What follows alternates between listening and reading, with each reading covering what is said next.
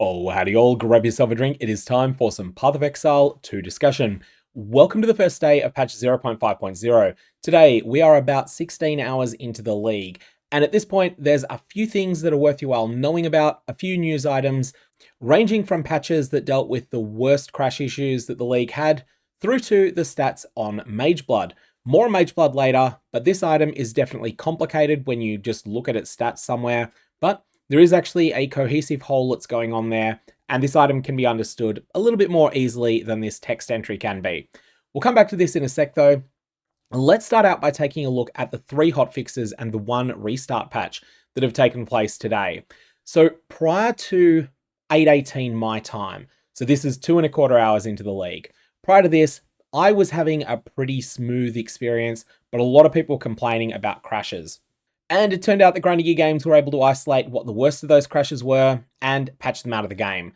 The single worst one was people who were using build planner files. The new build planner feature that went in, it was causing a lot of problems. It was actually causing more problems than it was actually helping with at the start, but that did get fixed. That got fixed 2 hours and 15 minutes or so into the league. So if you gave up on it because you were getting crash after crash after crash in that first couple hours, that's the reason why. You can use it again now. It's been fixed. On top of that, there are a couple of other client crashes that were significant, but not quite as significant as that, and some instance crashes. The other thing though was a quality of life patch that took place here. Now, I believe this was probably always meant to be in the patch and just somehow slipped out, but Grindy Games' intention is that once you select a particular thing you want to claim as your reward for a given encounter in the new Runes of Elder system, the intention is that you can control and left click it. However, for 2.25 hours, that wasn't working. And because it wasn't working for 2.25 hours, guess what I thought the whole day? Until a point towards the end of my playtime, I just did it out of habit because I was starting to fall asleep and Path of Exile 1 brain and all those sorts of things. I ended up going and control left clicking one and realizing, hey, that worked. I thought it wasn't working. Well, that's the reason. It got fixed 2.25 hours in. So that's a big quality of life improvement, really just bringing it up to the standards you expect of a league, but that is working now and has been for many hours.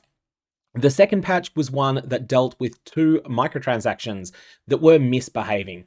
And when we say misbehaving, we were talking about causing crashes. The first one of these was the Chaosborn Druid Twister. So this MTX, when it was empowered by Elemental Ground, it was causing client crashes. This has been fixed for PC players. However, for those of you that are on console, this has not been fixed yet, and so Grindy Games have just flat out turned off that particular MTX for the moment. It'll be coming back later once that patch is actually available on consoles. Secondly, the suspicious rock pet microtransaction was being a lot more than just suspicious. This thing's had to be turned off entirely because it was causing crashes as well. In the third one, we had another MTX that was put into the naughty corner, and this is the favorite of every Path of Exile 1 or Path of Exile 2 troll, the Goblin Troupe.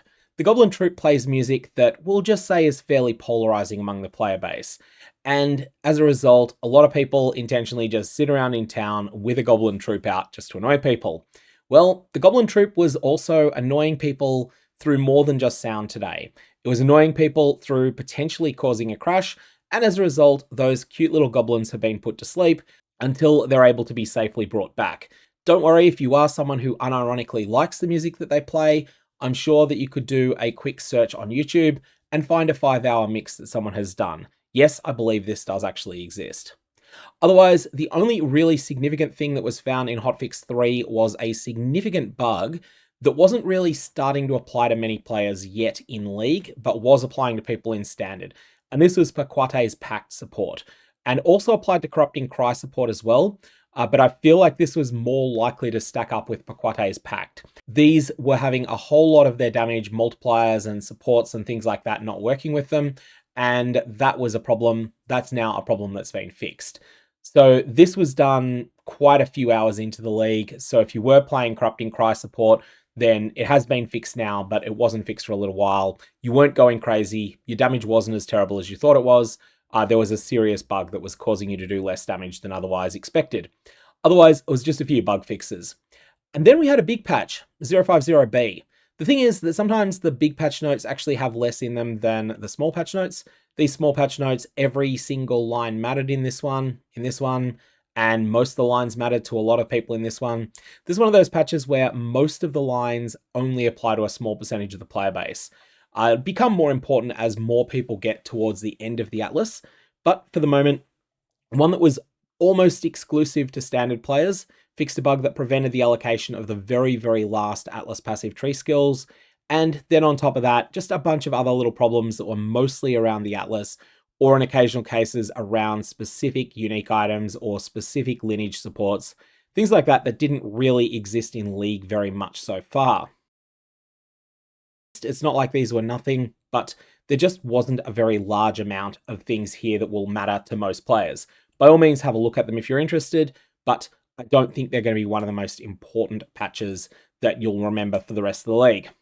Otherwise, the big news today was the discovery of Mageblood. So Mageblood appears to be, at least from a few independent reports, it appears to be a drop anywhere unique. It appears to be the same rarity or similar rarity to the well-known very rare uniques in Path of Exile 2.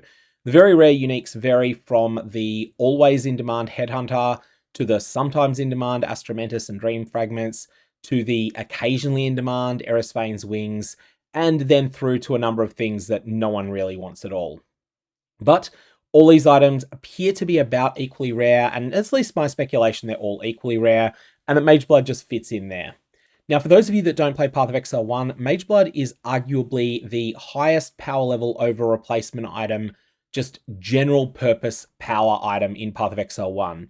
And what it does is it turns on all your flasks all the time within certain constraints. There's a couple of little limits on it. Most notably, they can't be unique flasks, but in Path of Exile 1, a lot more of your character's power is tied up in your flasks than it is in Path of Exile 2.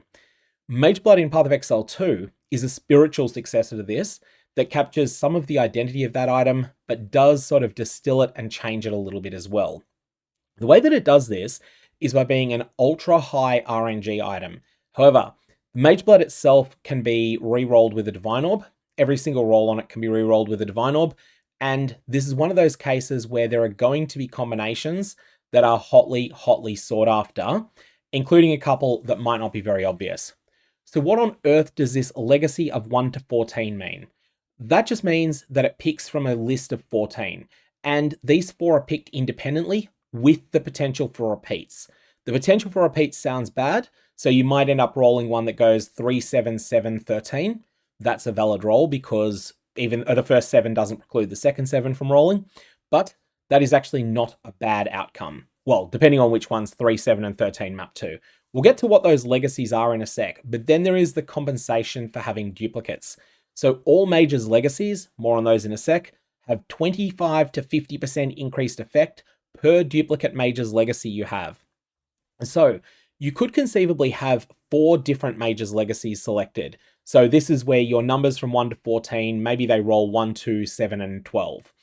In that case, this last line has no real benefit to you. It's just going to be 0 because you have 0 duplicate Mage's legacies. In that case, you're not going to get any scaling of the other mods on the item. However, on a really desirable Mageblood, I think you're going to want to have 1 or 2 duplicates there. So for instance, you might have 1, 1, 7, 8, and then in that case, all of your Mage's legacies, numbers 1, 7, and 8, all 3 of them would have 50% increased effect if you had a perfect roll. What are these Mage's legacies, you're asking? These are spiritual successors to Path of Exile 1's utility flasks. Specifically, they have the following stats. Legacy of Amethyst, 45% chaos resistance. Now this one is solid but unspectacular. It gets really good, of course, if you get 40, 50% increased effect on it, but it's not as good as some of the later things. That said, you're not going to be complaining about a quarter of your belt's power being tied up in 45% chaos resistance on your character. Legacy of Basalt is next, 150% increased armor. Now, when it says 150% increased armor, that is global to your character. So that's the equivalent of allocating points on your passive tree that add up to 150% armor. Legacy of Bismuth is next, and I feel like this is possibly one of the best of them. 45% tri-elemental resistance. This is a boring stat, but you've got to get it somewhere. And essentially, 1/4 of your belt is giving you 45, 45, 45 resistances. These stats, you've got to get them somewhere, and you're just getting a lot of them. There's just so much that you're getting out of this. Legacy of Diamond is next, and this is massive as well. 75% increased critical hit chance. Legacy of Gold is possibly the best of the lot. 45% increased item rarity. Remember, this can be scaled up through the use of duplicates.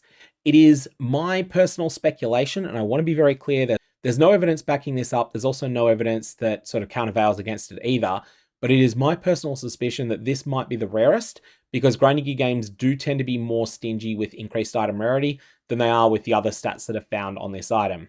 So with that in mind, Legacy of Gold might end up being a little bit rarer than the rest, but I am just speculating that, and I could very well be wrong. We'll get some evidence on that over time. I think it'll probably be something we'll know by the end of next week. Legacy of Granite, this thing's incredible. 2,000 to armor. That is a lot of armor. Legacy of Jade, this thing's incredible. 2,000 to evasion. That is a lot of evasion. I like being able to reuse a line like that. But honestly, these two are both fantastic because they're giving you a big start from a flat source that is just so much more than you could get on anything else on your belt. So if you're wanting to put together a character that has a lot of armor on it, then a Mage's Legacy for Granite. So this just means Mageblood, 1/4 of your belt is giving you 2,000 armor. And potentially you might have a Legacy of Granite, Legacy of Diamond, Legacy of Diamond. So you've got a duplicate there. And in that case, that 2,000 might get scaled up to say 2,880 if your Mageblood has a 44% roll. And then at that point, it's even more armor than you're otherwise looking at. Legacy of Quicksilver, this thing is the other nuts one. 30% increased movement speed. Like, this is just downright crazy. That is just so much movement speed in Path of Exile 2. And you're getting it on a slot that's not your boots. It obviously stacks with your boots. This thing is crazy. Legacy of Ruby, this is the first of 3. 60% fire resistance is great, although not as good as what you get from Bismuth. But also on top of that, you're also getting 5% maximum fire resistance. This gets a lot better on a belt that has a single duplicate and that has a roll of 40% or higher on that explicit modifier on the last line, or potentially a double duplicate, but I think double duplicate Magebloods are going to be pretty rare. Also, if it's double duplicate, you're going to have Ruby and you're going to have one other thing only, and at that point, yeah, sure, it's good, but is it necessarily as good as having 3 specific legacies and then plus 40% or something along those lines? A Legacy of Sapphire is just Legacy of Ruby, but in cold version. Legacy of Silver is 30% skill speed. This is going to be the one that provides the most DPS. Just be aware that with that much skill speed, you are breaking your mana regeneration for sure. It's not a question of, do I break my mana regen? It's almost always going to be the case that you do. So you will need to invest more to compensate for this somewhere in your character on mana regen. After this, well, we had 150% increased armor earlier. Why don't we have the same for evasion rating? Legacy of Stibnite. Legacy of Sulfur, 60% increased damage is a lot, and it also makes the area within 2.5 meters of you consecrated ground while you're stationary. And the final one, Legacy of Topaz, is the lightning version of the single elemental resistances. And just editing GOG popping in here, for the 3 single elemental resistance ones, one thing you want to keep in mind is just how synergistic this is with the Smith of Kitava. Now, the Smith of Kitava doesn't care about the Legacy of Sapphire or Topaz, but the Smith of Kitava really likes Legacy of Ruby. Now, only one instance of each Mage's Legacy can apply its bonus to you at the same time. So if you do have 2 Legacy of Quicksilver, then you're only getting 30% baseline movement speed, but you then have this additional line kicking in, and that Quicksilver flask that's the second one, it's basically sacrificed to maybe give you 37% increased effect of all 3 of your legacies. What do the best Magebloods look like? I think the answer is that they have an explicit modifier roll that is in the 40s or even a perfect 50, and they have exactly 3 different ones, and those 3 are among the higher power ones, and they synergize with each other. Now, you might notice a few things here. This is a unique item that is very rare, and it's a unique item that benefits a lot from having Divine Orbs directly applied to it. If you've thought that, yes, you're right. That is exactly what this is going to do. This is going to incentivize wealthier players to trade away their non-Divine Orb currency in order to pick up more Divine Orbs, in order to go for a perfect Mageblood, whatever's perfect for their build, or something that they can't realistically justify ever rolling over. That is going to be something that a lot of the wealthier players are going to be doing. they'll be trading for your Divine Orbs, and they'll have lots of good stuff to trade for them. So that, I think, is the intention here. They want something that's a big sink of Divine Orbs, but that is also something that you don't necessarily feel like you're way behind where you were in the past if you can't participate in throwing a whole bunch of Divine Orbs on an item. So that's what I think Grinding Gear Games are going for here. Do I think Mageblood is as good an item as it is in Path of Exile 1? Maybe, maybe not, but it's certainly competitive. It's certainly going to be, I feel it replaces Headhunter as the best belt in the game. While there are some contrived situations in which you could say that maybe Ingenuity is better for a particular build, and yeah, sure, there'll be the odd scenario that that's the case. I think overwhelmingly what you're going to want is going to be Legacy of Gold, Legacy of Quicksilver, a single duplicate, and then anything else, and then a high explicit modifier. If you can get that combination, I think you are looking at an absolutely ridiculously powerful belt there. And you can also settle for something that's not quite that. For example, Legacy of Quicksilver, Legacy of Gold, but with 2 different mods. So for instance, maybe you go Legacy of Gold, Legacy of Granite, Legacy of Quicksilver, Legacy of Sapphire. This might not be perfect, but it might just be a good settle. And I think we'll see a lot of people using this belt, and we'll also see a lot of Divine Orbs directly applied to it, which will then cause a lot of changes in the Trade League economy. As for those of you that elect to play in solo self-found, well, good luck finding this thing. It's going to be rare, but if you do find it, it's going to provide an additional value to every Divine Orb that you've looted so far in the league, and to every Divine Orb that you loot later in the league.